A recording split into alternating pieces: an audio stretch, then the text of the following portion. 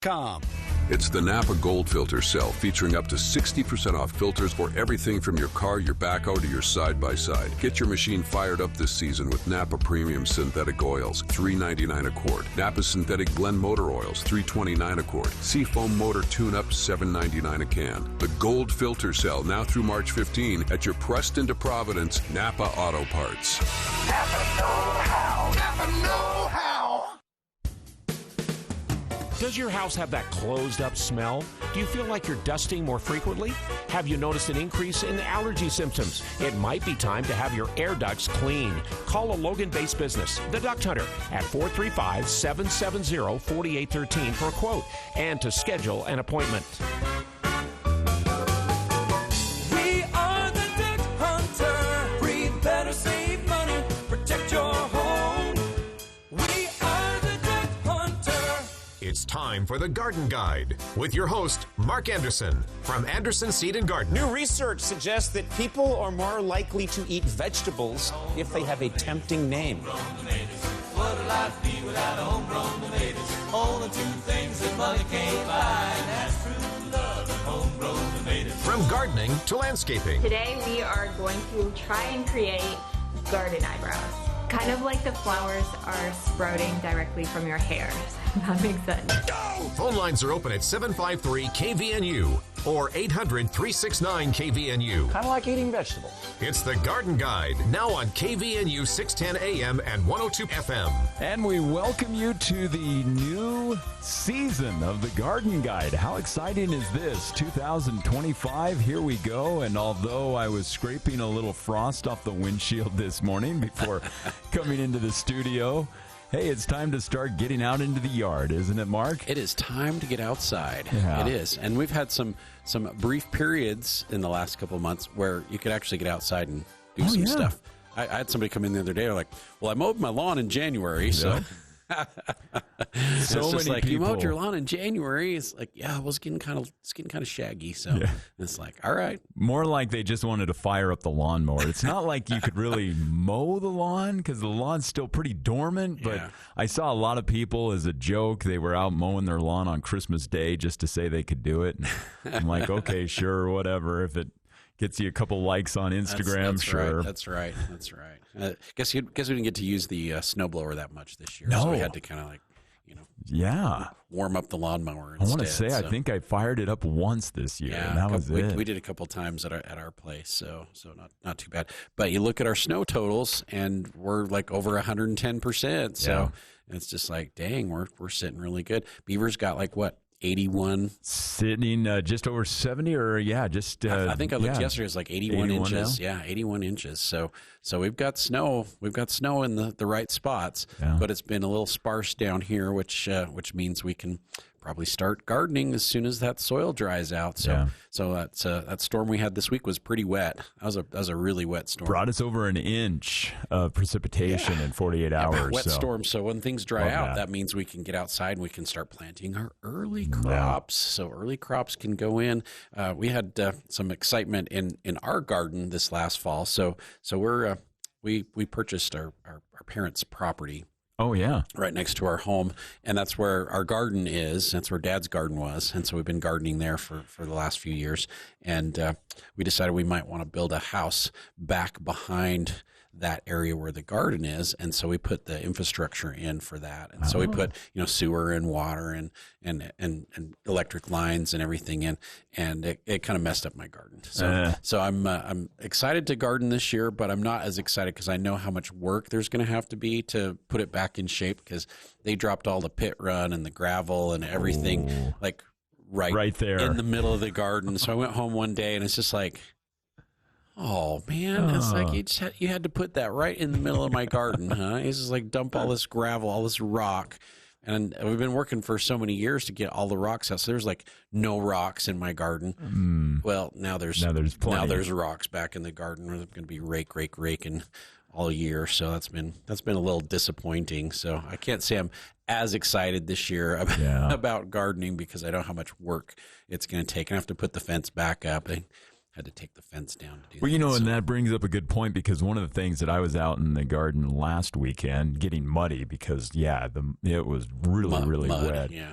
But last year, with the way things were going in our family, we didn't get a chance to really prep our garden like we usually like to. Yeah. I mean, we still have corn stalks up that we never knocked down. And so I think a lot of people actually, like you, they're looking at it and thinking, oh, maybe I should have done a few more things in the fall. And now there is going to be a little bit more work going forward this spring. But that's one of the things we can definitely talk about today is how to start prepping your soil.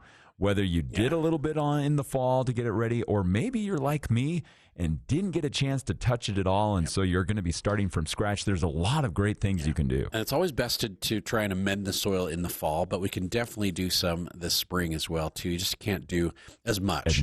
Yeah, you just can't do as much. And there's some great things we can do to kind of prep the soil and get it ready to go. And if you see snow out there on your lawn or on your garden and you want it to disappear a little bit faster, there's some things we can do to get rid of that snow a little bit quicker as well. Excellent. Too. So we got some good options. And of course at Anderson's, everything's starting to happen. I mean, like everything's starting to show up. So last week we got a nice batch of shade trees in and flowering trees.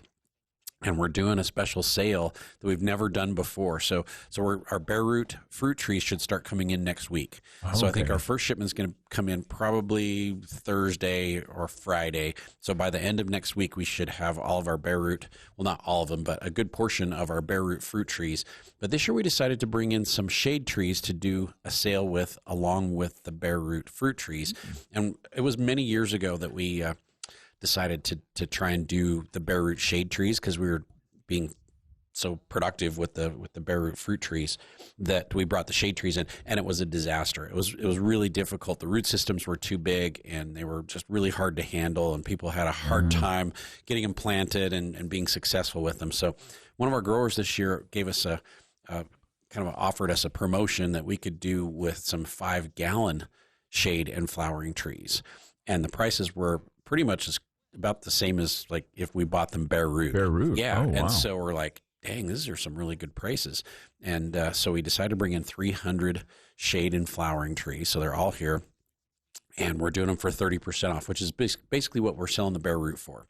So with the bare root trees, if they're normally like $60 for a fruit tree or $70 for a fruit tree, they're basically about 30% off. So we're selling most of our bare root trees for $39, $44, $49.99, depending on what variety it is and whether it's a full dwarf or a semi-dwarf, or so there's some different pricing levels in there. But it ends up being really close to the 25 or 30%. So we thought, well, let's do the shade trees the same. And so we've got 5-gallon shade trees that we're doing for 30% off right now. So it kind of matches up with our bare root trees. But they're going to be easier for people to plant. Instead of handling a bare root tree, you've got a potted tree at basically bare root price. It's already established, got a good root ball. Yeah, exactly. So we are very excited to have those, and the pricing is great. So if the trees are normally $89.99, they're going to be 30% off of that. So they're going to be like really close to, if it's $90, it's going to be really close to like $60 to buy a 5-gallon shade tree, which is a really great price. Really great price. All right. Well, before we start getting into talking all things gardening and yard work, let's throw out the phone lines because we can take your calls, and we're going to sweeten the deal again. I've got one of our last 4-pack of tickets to the Loveland Living Planet Aquarium that we're going to give away today to one of our callers.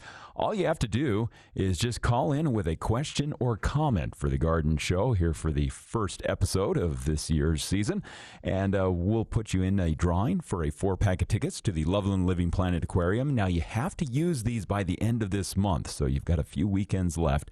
If you want to head down to the point of the mountain and enjoy Loveland Living Planet Aquarium, phone lines are 435-753-KVNU.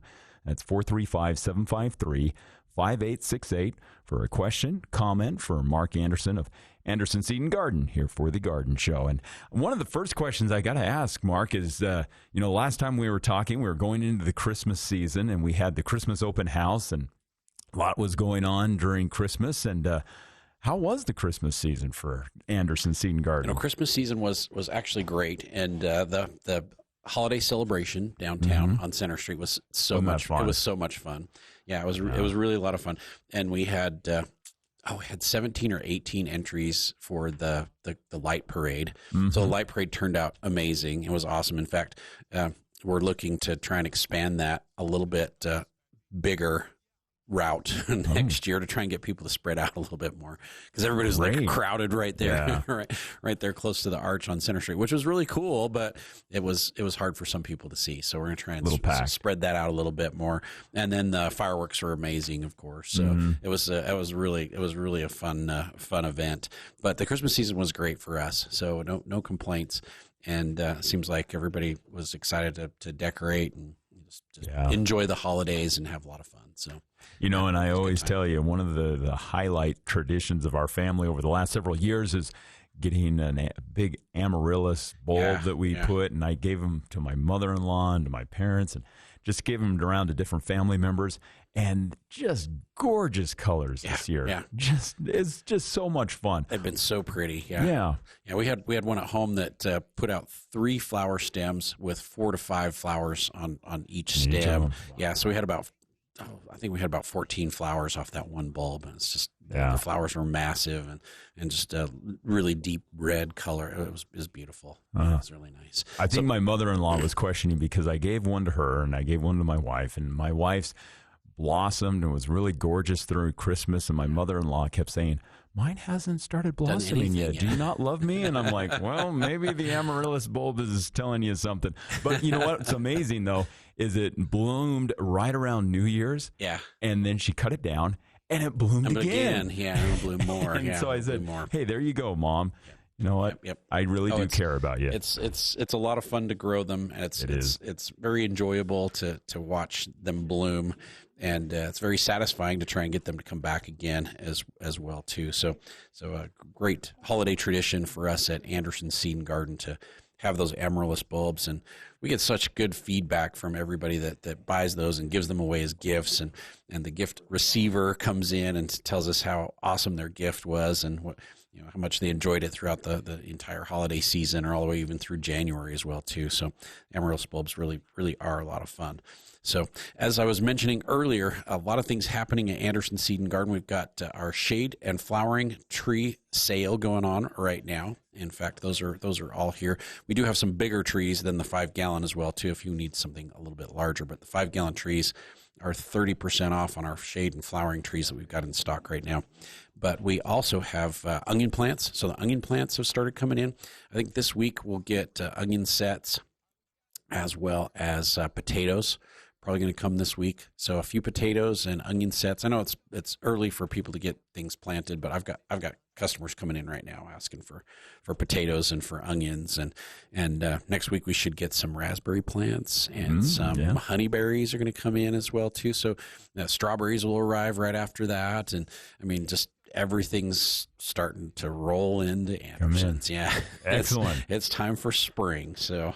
We're ready. Let's head out to the phone lines and start taking some of these calls and comments this morning. We have Lori joining us on the line. Lori, welcome to the show on this Saturday morning. Oh, thank you. I have a question about amaryllis, by the way, and my amaryllis really bloomed well, and I don't know what to do with it now after it has bloomed, and I've cut the blossoms off, or the stems off of the blossoms, and I don't know what to do with it now. Yep. So usually what we'll recommend is when they are done blooming, that you cut the flower, like the section where the flowers are produced on top. So just like up on the top where the flowers are, cut those off, but leave the stem up and let the stem kind of dry down, because there's a lot of energy and a lot of strength in the stem. And so as the stem kind of dies down, it'll pull that energy back down into the bulb, and then you can eventually take the flower stem off as well too. But let the leaves grow. Let the leaves grow up, and keep it inside. Treat it like a house plant right now. And fertilize it occasionally. So if you're fertilizing your houseplants once a month or once every 6 weeks or whatever, do the same thing with your amaryllis, and let the leaves just grow. And if they get really tall and they flop over, you can cut one leaf off here and one leaf off there if necessary. We don't want them, flopping on the ground. And so you can do a little maintenance pruning as necessary.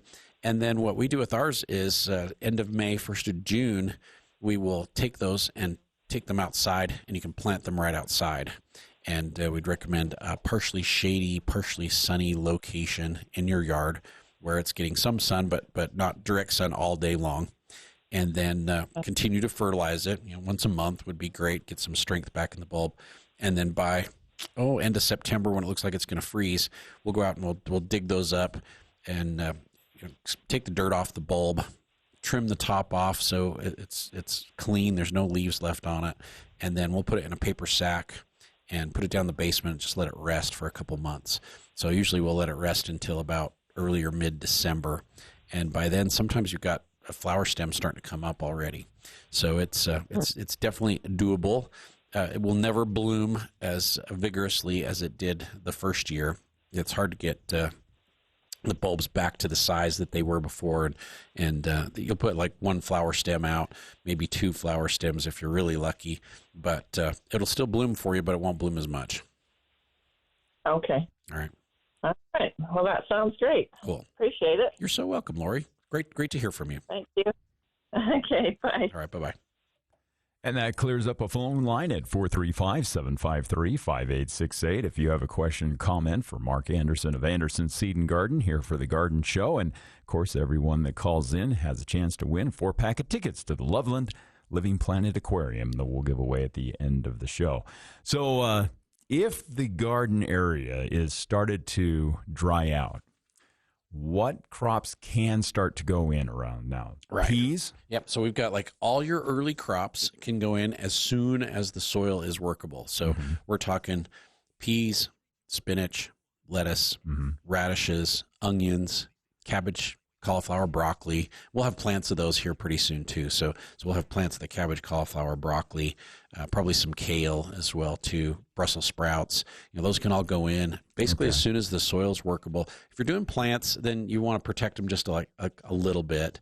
So like even hot caps on them, just in case we get some really cold temperatures. But they're hardy enough to handle it.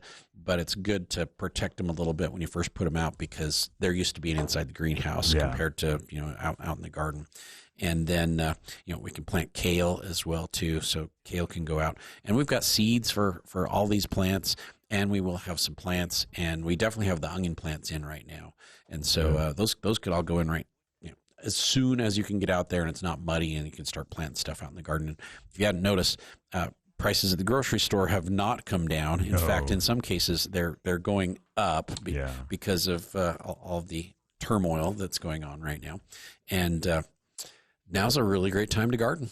Yeah. It doesn't get any better because when you garden and you grow your own vegetables, one, it's going to be less expensive than what you're buying at the grocery store, but you also know what you're growing and what you're applying to it and what's been put into the soil. So you know exactly what you're getting. Well, and we've always said it always tastes better when it comes out of your garden. It always tastes better. Guarantee. You could find the most beautiful tomato at any grocery store, and we have great grocery stores throughout the area. Don't get me wrong, but I guarantee it just never tastes the same. It won't taste like the one you pulled out of your garden. Yep, exactly. Absolutely. So this year at Anderson's, we're really focusing on vegetables.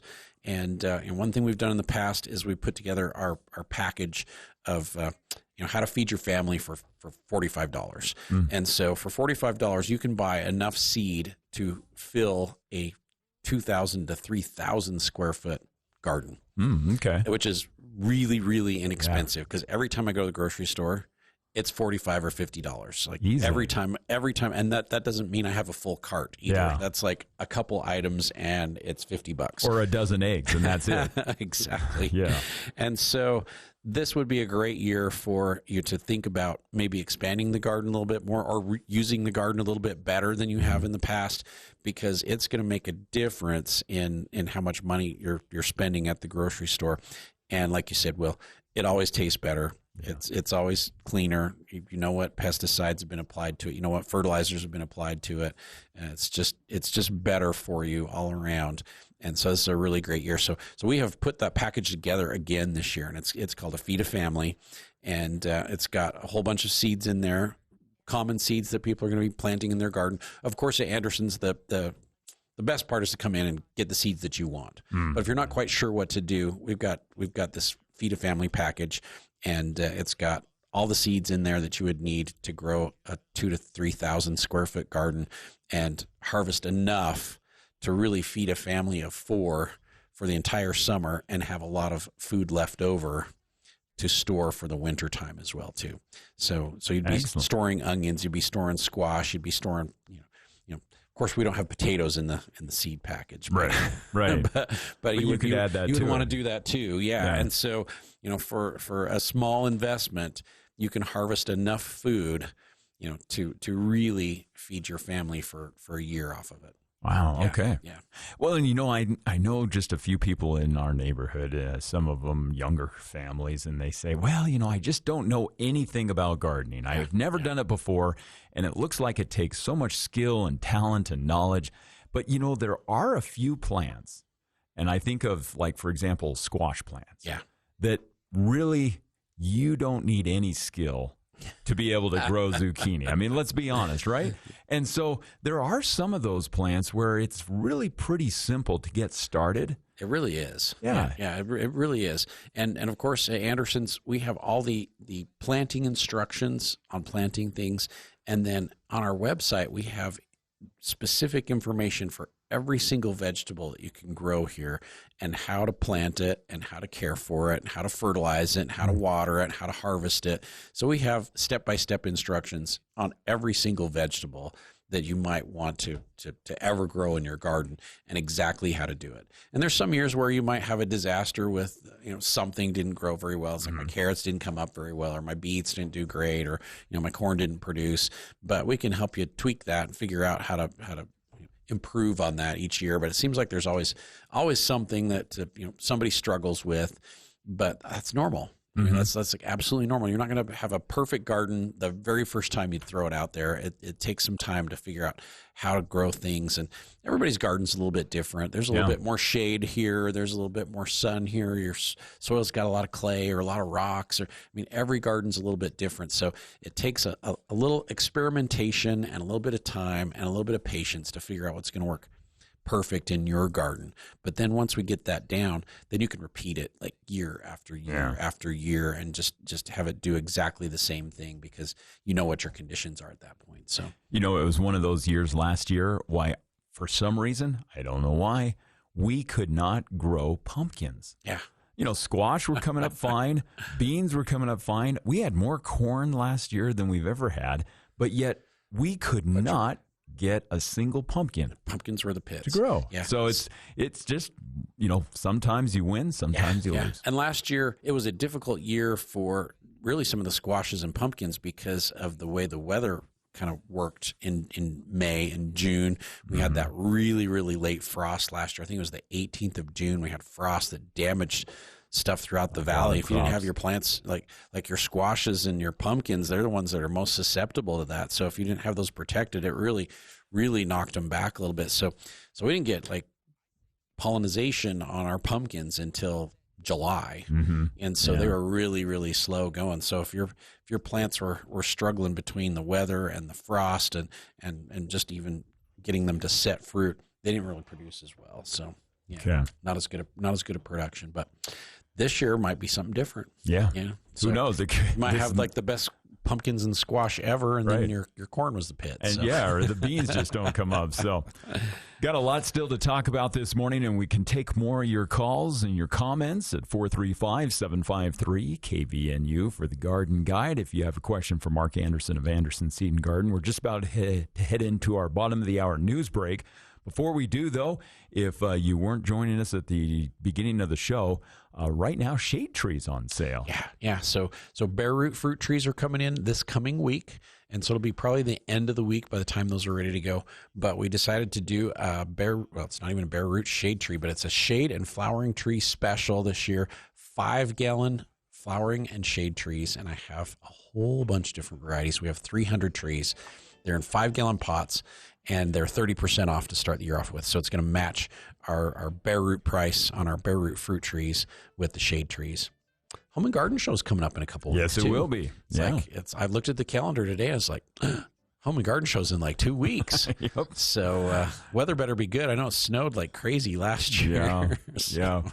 Remember, we were in the ice rink, and it actually was warmer inside the ice than rink it was than outside. Yeah, it was kind of a rough spring last year. So hopefully we'll have a little bit more time to spend outside this March. We're hoping for it. My fingers crossed. So, phone lines open if you have a question or comment for Mark Anderson of Anderson Seed and Garden. You can call in 435-753-5868. Coming up in just a few minutes, we're going to talk about how to get your soil ready for gardening and also some of the yard work you can begin to tackle as the snow begins to melt. So stay right there. Join us, and thanks so much for joining us here for the Garden Guide on KVNU.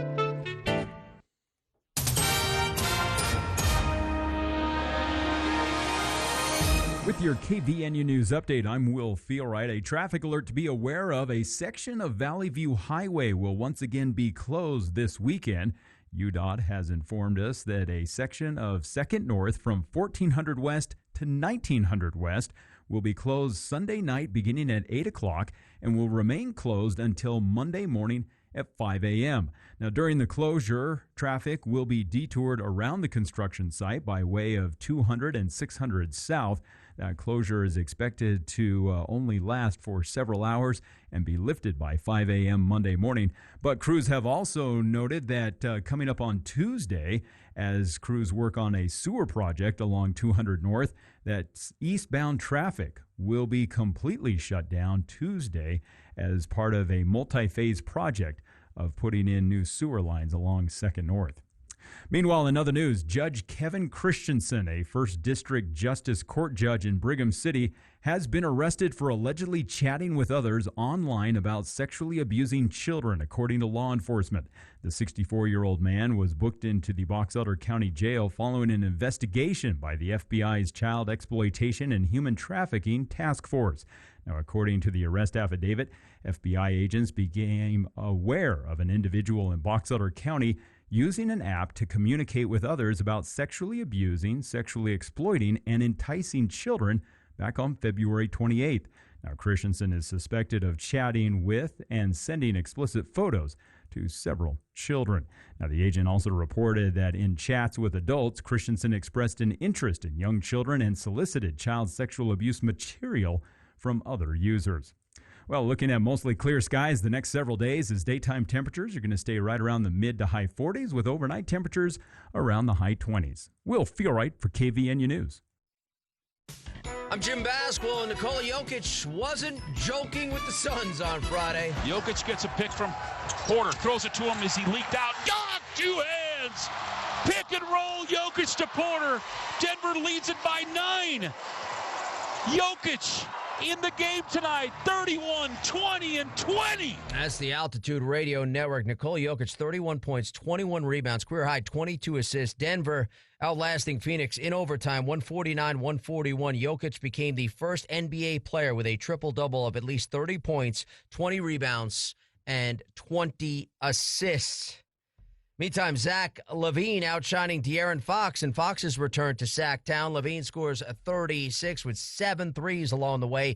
Kings beat the Suns 127-109. Ja Morant 31, including the game's final 7. Grizzlies rallied in the fourth to beat the Mavs 122-111. Knicks point guard Jalen Brunson expected to miss 2 weeks after spraining his ankle in that loss to the Lakers. James Harden scored 27. Clippers beat the Knicks 105-95 on Friday. Donovan Mitchell 24. Cavaliers 13 straight win. They shaved the Hornets 118-117. Aaron Wiggins 30. West leading Thunder beat the Blazers 107-89 without Shai Gilgeous-Alexander. 7 Wolves in double figures as Minnesota beats Miami for their 4th straight 106-104. And Emmanuel quickly scores the season high 34. Raptors beat the Jazz 118-109. You got the Celtics and Lakers later tonight. It's on ESPN Radio. Our coverage comes your way at 8 Eastern. Meantime, from the NFL, Geno Smith headed to the Las Vegas Raiders. They're sending a 3rd rounder to Seattle to get him.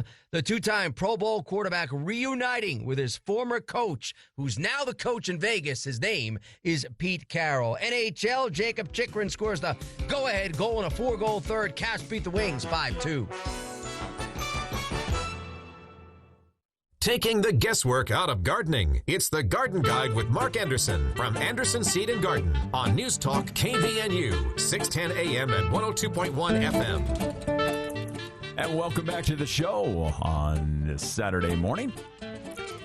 We were just talking about how may not feel quite like gardening yard work yet, considering right now it's a warm 27 degrees outside the KVNU studios. But hey, there's still plenty we can talk about this morning. I saw all the ice you'd scraped off your car windows this morning. So it just didn't feel right that we were heading in to start the garden show, and I'm scraping the windshield. And a couple weeks ago, we didn't have like any snow on the ground, and it was like 50 degrees and amazing. But you know, we can't complain at all because it's been a lovely winter. We have all the water that we really need up in the mountains, and when there's not that much snow on the ground, it melts off really fast. So it will melt pretty quickly. So one thing I did mention before we finished the first half of the show was if you want to really get rid of that snow faster and really kind of get things going in your yard, there's a couple things you can do to speed that up. And so frequently we will use humate on our garden and on our lawn, just as we're hitting that first part of March, which is like right now, to try and get that snow to melt off. And so it's amazing because of the humic and fulvic acid content that's in the humate and the dark color of it. It will melt the snow very, very quickly. And so you can just go out there with your broadcast spreader and broadcast that over the lawn, over the vegetable garden, and it will melt your snow in basically just a couple days. It'll just get rid of almost all of it. We found it especially best if you have a shady spot too. Yeah. It doesn't get a lot of direct sunlight. Yep. Yeah. Just a little humic on that and boom. Yep. But if you get that on now, by the end of this month, your lawn's going to look amazing, and your neighbors are going to go, "What the heck did you do to your lawn?" You know, it's like, how come it's so green and beautiful? And that's what I like to do. Is like early on, I'll put the humate on. So if I can this weekend or this week, I'm gonna get the humate on our turf, and it'll melt the snow. But then all of a sudden, it'll wake things up, and the grass will it won't start to grow, but it'll start to green up. It'll start to come out of dormancy. And as soon as the grass really comes out of dormancy, you can mow it at that point. And so by the middle or latter part of this month, we'll be mowing the lawn, and we'll mow it down really close. And when we use the humate early, you can mow it really, really close, and it'll take all the dead stuff off that kind of accumulated over the winter time and the dead grass on the top. It'll just clean that all up, and all of a sudden your lawn will just look amazing without even having to rake it or do anything to it this spring, except put the humate on and then mow it when it's time to mow, and it'll be ready to go. And so then after St. Patrick's, that's when we'll throw some fertilizer on. And if you want to put a pre-emergent on, usually the first part of April is a better time to put the pre-emergent on. If you get it on too early, then it's wearing off when a lot of the weeds that it's targeting are starting to germinate in like early May. And so we don't want to put it on too early. Otherwise, you lose some of the efficacy of the product as it's kind of declining, because it lasts about 2 months. And so if you put it on the first part of April, it really should last till about the first part of June. But if you get it on first part of March, it's going to be running out by the first part of May, which is when all those weeds are starting to germinate. So you don't want to put it on too early in the season, because it's going to wear out or wear off before it really controls the weeds that are going to be germinating the first part of May. And so a pre-emergent to prevent weeds and grasses from coming up, you really want to wait and put it on probably sometime between the 1st of April and Easter, because Easter's, I think, the third weekend of April this year. So don't put it on too early. Make sure you get it on at the right time. So it does make a difference. All right, well, let's head out to the phone lines and answer some questions. We have Carson joining us first on the Garden Guide. Welcome to the show, Carson. Thank you. Yeah, I was wondering, I want to do some squash, and so I was wondering, do you recommend starting that indoors or just wait and put it directly into the soil? You can go either way. Yeah, you can go either way, Carson. We've had really great results just planting the seed right out in the garden, but we've also started them inside and then transplanted the plants out. And really, by the time they produce, it's within a week of each other. It really didn't make that much of a difference when it comes to maturity and when they're starting to produce. And what I would recommend is, if you're going to do them from starts, don't start them too early. You want to start them about 2 weeks before you want to put them outside. Otherwise, you have like these really huge plants that don't want to transplant very well. So don't start them too early. So if you're thinking you're going to put them out around Memorial Day, start them early part of May. so that they're ready to go out the latter part of May. If you're going to do them from seed, you're probably going to seed about the same time outside as you're starting them indoors, and protect them a little bit as well too. So don't start your squashes, melons, cucumbers too early. I've got people that will start them in like mid-April, and all of a sudden they can't put them out by Mother's Day, and then they got these plants crawling all over their house. So don't start them too early. Okay. Right. And then if you do start them indoor, how do you keep them from tipping over? Method for that? There's a couple different ways to do them. I've done them in the peat pellets. The pellet, or the coconut core, the peat pellets that you put them in warm water and they'll expand, and you can do them in there. You can do them in some of the trays that have the individual cells. Like if you go to Anderson's and you buy a flat of vegetables, the trays that have, we've got larger cells that are probably 2x3. You could start them in a little bit larger ones. Some people will do them in 4-inch pots, so they're a little bit bigger root system when they transplant those out. And the key with starting them indoors is to make sure and have a heat mat so that they will germinate and come up faster. And I usually will start them with like a little greenhouse dome on them as well too. I'll have them up in like 3 days with the squashes, melons, and cucumbers. They come up so quick.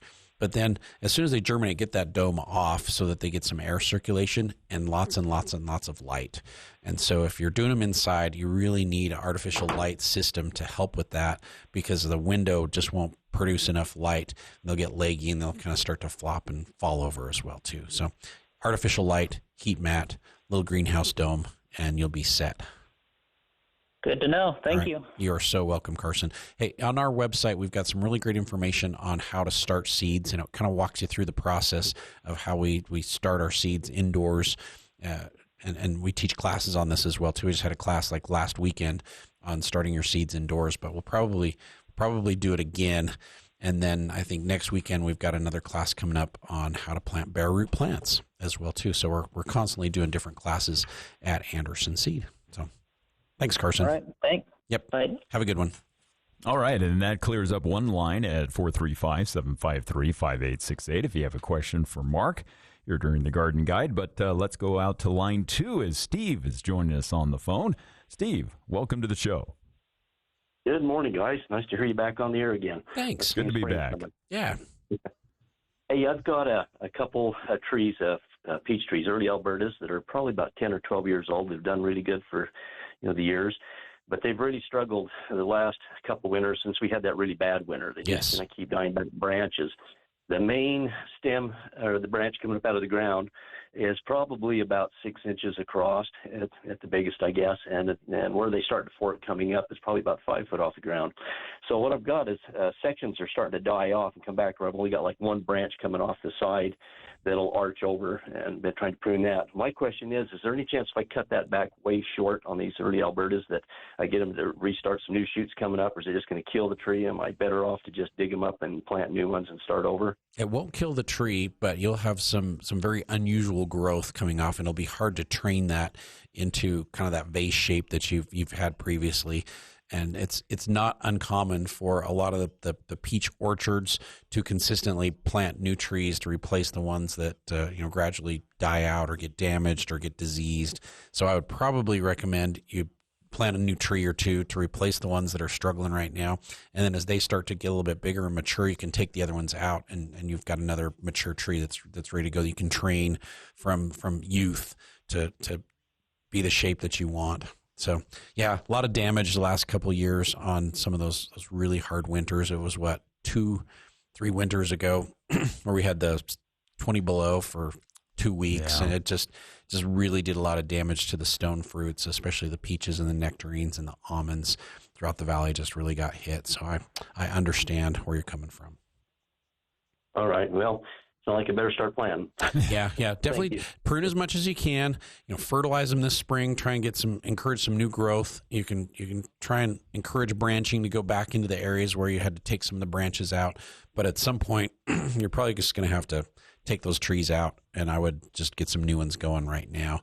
And as our bare root trees come in, we've got some gorgeous trees, almost 1-inch caliper that will be showing up, and a lot of the new peaches are much hardier. So Alberta's a really, really great peach, but I've got some trees that will be 10 degrees hardier than the Albertas, and they would have not sustained any damage, even with the cold. What varieties? What varieties are those? So there's a new series that came out a few years back, and it's called the Stellar series. And every peach in that series has star in the name of it. So there's like Red Star, Blushing Star, Coral Star, Blazing Star, and those are all extra hardy. They're really good down to 20 below, where most of the other peaches are good down to about 10 below. So you'll have less damage when you get some of those really cold winters. And the quality on them is amazing. I've got a Blazing Star at home, and it's so tangy and sweet at the same time. It's just so good. Probably the sweetest peach that we've ever eaten is called Harkin, and this is a peach from Canada. And there's a couple different varieties of peaches from Canada that also give you that extra hardiness. So there's Harkin, there is Canadian Harmony, Arctic Gem. Some of the other hardy ones are like Reliance. These are all excellent peaches as well, too. And for canning, early Alberta is probably one of the very best, but you can can all these varieties as well, too. So it won't be a problem if you want to just eat them fresh, or if you want to can them, or if you want to freeze them, do whatever. But there's a lot of really great new varieties that taste amazing and give you that extra hardiness. Awesome. Thank you. You're so welcome, Steve. Thanks for calling this morning. Thanks. Have a nice day, guys. Yep, you too. All right, phone lines are open at 435-753-5868. Still 14 minutes left if you've got a question, comment for Mark of Anderson Seed and Garden. You know, speaking of Steve's question with fruit trees, when's a good time to start fertilizing those trees and start getting some early nutrients going back into the root system of these trees? So as soon as the soil dries out and you can get out there, you could put a slow release fertilizer out. So I've got one that I like to use on my trees, and it's basically a season-long fertilizer. You can broadcast it just underneath the drip system or the drip line of the tree. So out where the tips of the branches are, from there, in towards the trunk just a little bit as well too. But I'll just get my broadcast spreader out as if I'm fertilizing the lawn. Okay. And I'll just go out and I'll just broadcast that fertilizer underneath all of our fruit trees.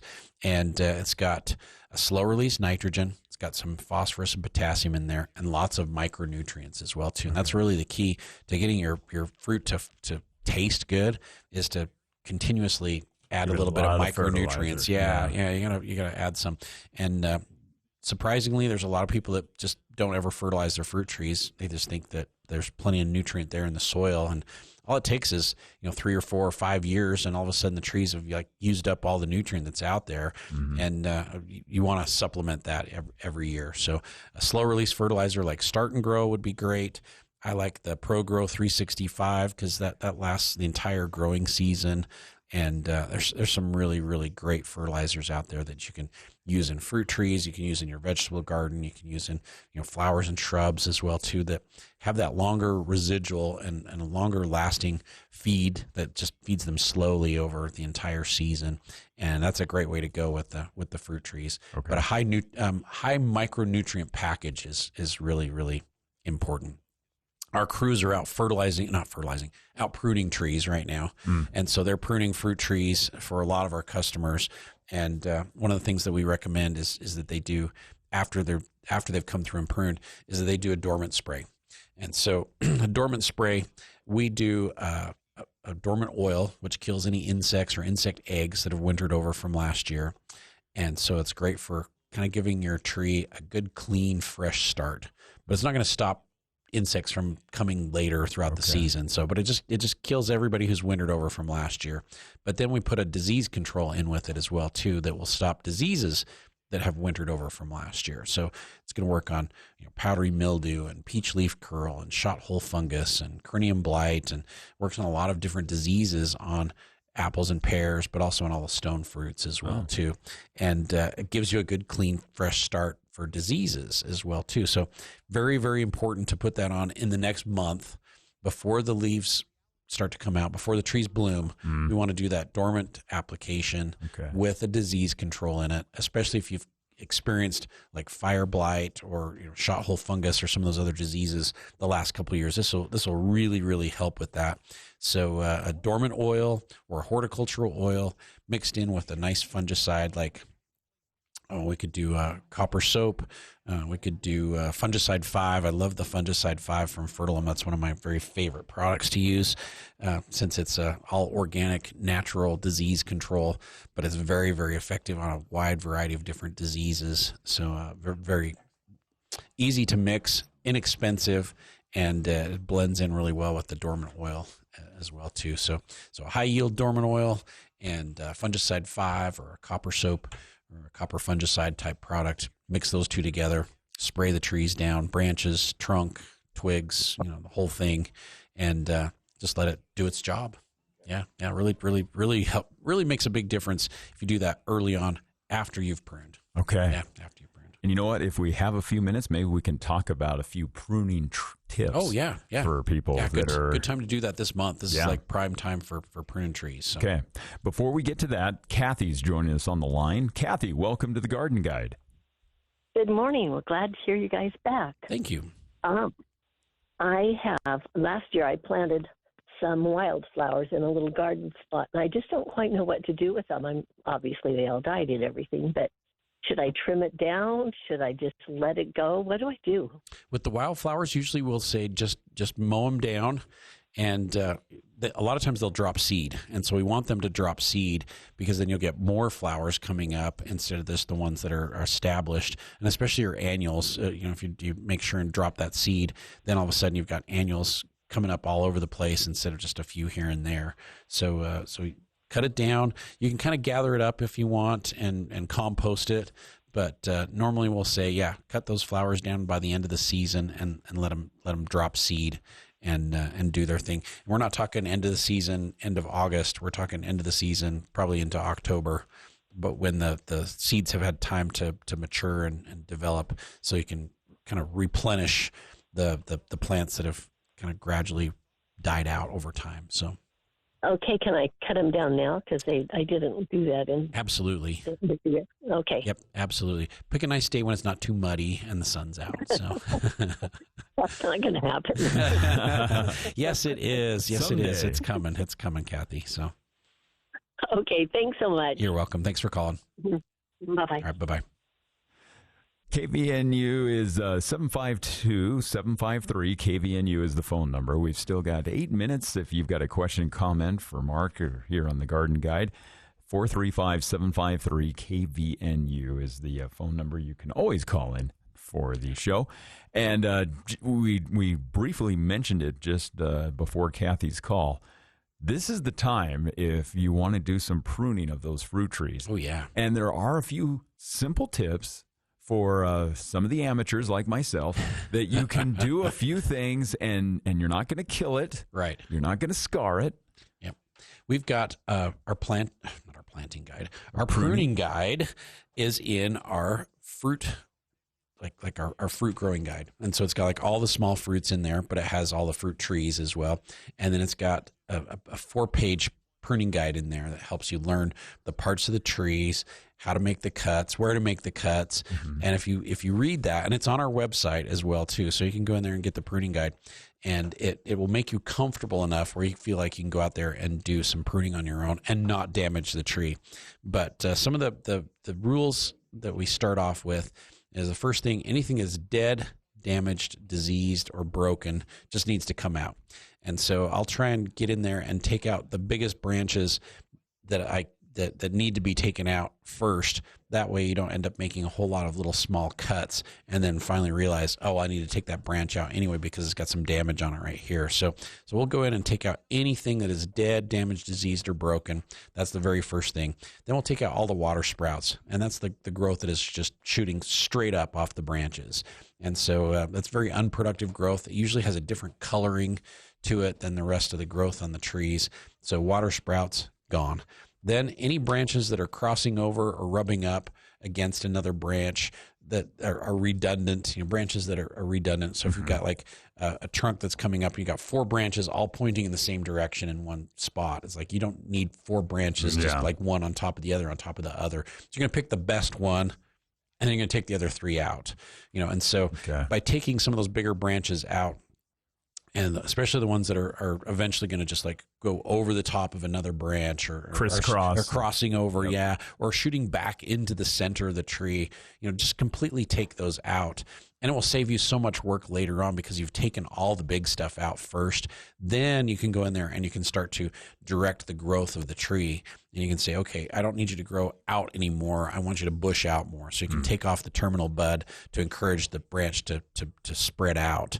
Or you can direct the branch to grow. I don't need you to go left. I need you to actually go right. And so you'll pick a bud that's kind of pointing off to the right, make the cut, and it will start to grow in the direction that you want it to. So really by pruning, you're going to enhance the growth of the tree. You're going to get all the dead and unproductive growth out, and then we're going to communicate with the tree by the way we prune to tell it which way we want it to grow. Okay. And so really by pruning properly, you're communicating with the tree and telling it, hey, you got plenty of growth over here. We need to go in this direction. You can really direct the tree where it needs to go if you're making the right cuts. Okay. Yeah. All right. Well, Leslie's joining us on the line here on the Garden Guide. Leslie, welcome to the show. Hi. Hey, I have some low spots in my lawn. What is the best way to build that back up? How low is low? Well, like in one spot, a truck drove over my lawn, so there's a divot from a so you got tire. some nice ruts there where the tire. Yes. We've had multiple times where people have called into the show or come into the store and they're like, my neighbor's cows got out and ran across my lawn and it was really muddy and wet. And now I have like hoof prints everywhere. Yeah. So I get it. I totally get it. Sand works great, and you can do the sand in like 1 inch layers. And so you put about 1 inch of sand in there, and as the grass comes out of dormancy and starts to grow, it'll grow right through the sand and it will fill in. And if you need to fill in more, then you do like another inch. But over time, you can just kind of fill in those low spots with some mason sand, and grass will grow right through it and root out through it as well too. And you'll be able to fill those gaps all right back in.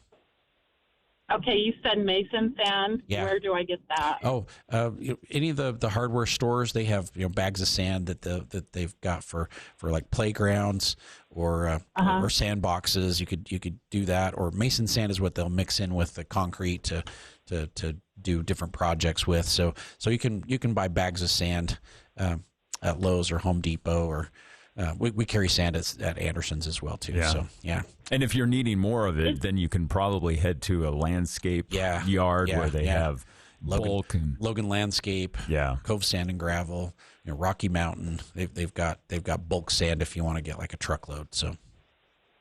Okay, is it okay to start doing that now?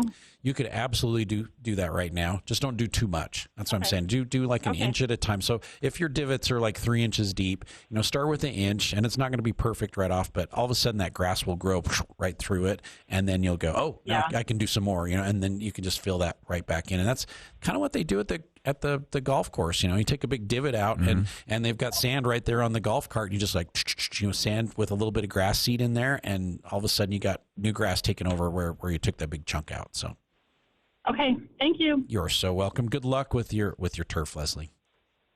Thank you. Bye. Bye bye. All right. Well, just before we announce our winner, let's mention again right now, shade trees on sale. And bare root are going to be coming later this week. Right. So this is the time of year when everything starts rolling into Anderson's. And so we've got onion plants right now. Next week, we'll probably get some potatoes. We'll get onion sets. We're going to get raspberries. Strawberries should show up here really soon as well, too. So all those small fruits are going to start coming in. And our bare root fruit trees are going to come as well, too. So we've got a shipment coming in next week. I'm not sure what day for sure, but we'll have fruit trees by next weekend. And right now we have our shade and flowering trees. Our 5-gallon shade and flowering trees are 30% off. Now I've got other trees as well too. So I've got some trees that are not in the sale. So don't expect all of our shade and flowering trees to be on sale. Okay. But all of our 5-gallon ones, we've got them all tagged.